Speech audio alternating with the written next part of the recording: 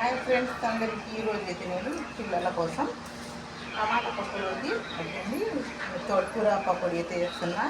కొంచెం అయితే తోటకూర వేసేసా. ఆ తర్వాత ఏమో పెద్ద ఉల్లిపాయ గడ్డ అయితే కట్ చేసేసా.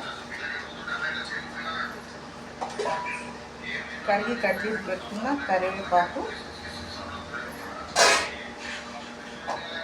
జీలకర్ర, సరిపడా సాల్ట్, ఒక చిటికెడు సోడా ఎప్పుడు లేదు కలుపుకుందాం. కొంచెం కొంచెం నీళ్ళు పోసుకుంటా కలుపుకోవాలి. ఎందుకంటే ఉల్లిపాయ అలా కలిపేటప్పుడు బాగా నీళ్ళు ఉడుతుంది అన్నమాట.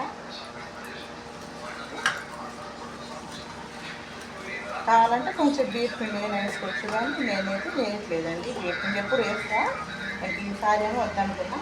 బియ్యం పిండి వేయకపోతే కొంచెం మరి రుచి కూడా పెరిగింది పకోడీకి. ఇంకా ఇలాగా కలుపుకొని పెట్టుకోవాలన్నమాట. ఇంకా ఈ రకంగా గట్టిగా లేకుండా ఇంకా పలుచగా లేకుండా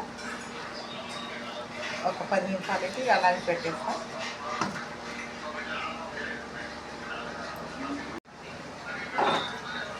ఇంకైతే 5 వీట్ ఎక్కింది. పకోడీ అయితే వేసేస్తున్నా. కొంచెం చెయ్యి ఇలా నీళ్ళలో ఇలా కడుపుకొని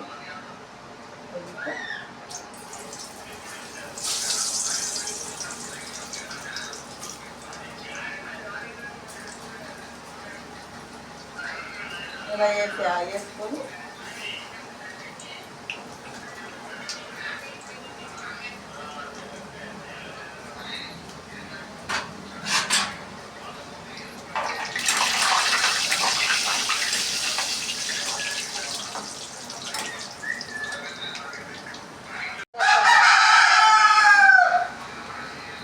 పకోడీ అయితే సగానికి ఇప్పుడైతే ఇలా చిల్లు గిన్నెలు తీసుకోవాలా.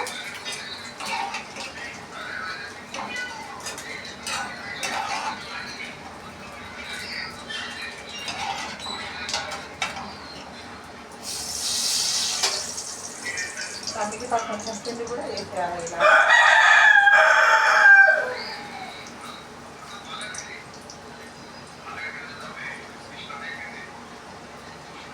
అయితే ఫ్రెండ్స్, ఫస్ట్ తీసుకున్నా కదా సగం ఫ్రై అయ్యి అలా వేసుకోవాలన్నమాట. వేసుకొని కొంచెం మంట పెంచుకుంటే ఈ మిగతా సగం అవి మొత్తం మంచిగా ఫ్రై అవుతాయి. ఇదన్నమాట. ఈ కొంచెమే చేసాలండి, ఎందుకంటే మేము అదే టిఫిన్ బండి పెడితే మాకు నూనె ఖర్చులు ఏదన్నా కానీ కూరగాయల బండిలోనే అయిపోయింది. ఇంకా మేము 10 రోజుల నుంచి ఆటాం కదా, మళ్ళీ అపిసంగా కొనాల్సి వస్తుంది. అందుకని పిల్లలు ఇద్దరు చేత వాళ్ళిద్దరు చెరువు కొంచెం తింటారు. ఈ కొంచెమే చేసేసా. ఇంకైతే పకోడీ అయితే రెడీ అయిపోయింది. తీసుకుందాము.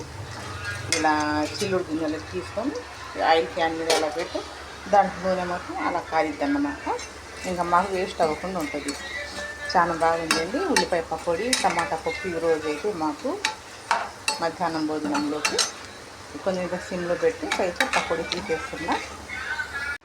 హాయ్ ఫ్రెండ్స్, ఇంకా పకోడీ అయితే చూసాం అయిపోయింది, రెడీ అయిపోయిందిగా. టేస్ట్ చేద్దాం.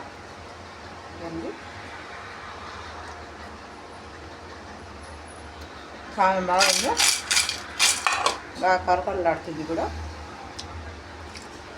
మా వంటగదిలో అసలు ఉండలేము, బాగా సెగ వస్తుంది. ఉంటా. వీడియో నచ్చితే లైక్ చేయండి, ఛానల్ సబ్స్క్రైబ్ చేసుకోండి. మరొక వీడియోతో కలుద్దాం. మీ బాధ్యత.